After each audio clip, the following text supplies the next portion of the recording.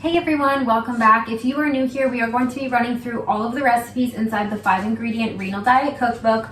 All of these recipes are kidney friendly, so it's low in sodium, low in phosphorus, low in potassium. The book is available on Amazon, so I'll leave a link in my caption and let's get into it.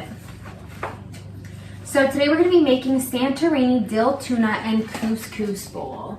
For this recipe, you're going to need couscous, dill,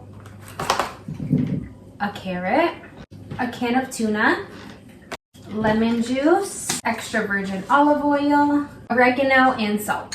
So our first step is to cook the couscous as per the instructions on the box. So I'm gonna get that started. So while your couscous is cooking, you actually have to wait for it to fully cool after. So you let it sit for about 15 to 20 minutes and then you can start making everything. Okay, so now that my couscous is cooked and it's cooled down, we're gonna add our ingredients in. You're gonna add a quarter can of tuna. Make sure you drain it. Add a quarter can to the couscous. And then you're gonna take a quarter of a carrot and you're gonna grate it.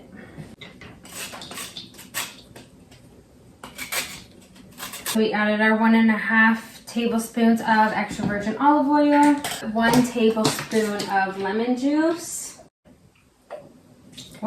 2 tablespoons of fresh dill,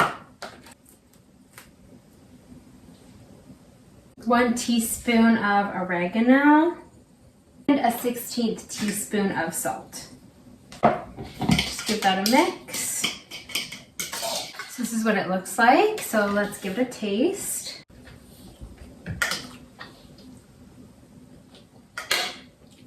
Okay. Honestly, it's not as good as I thought it was gonna be. I don't enjoy the extra virgin olive oil in it. I think without that, it would have a completely different taste. But I do think that if you let this sit overnight with the dill in it, it will make a massive difference. So I think this would be a good something to bring to a barbecue or just something to have in your fridge to eat kind of on the go. But I do think that letting this sit and letting the flavors kind of blend together more would make this taste so much better.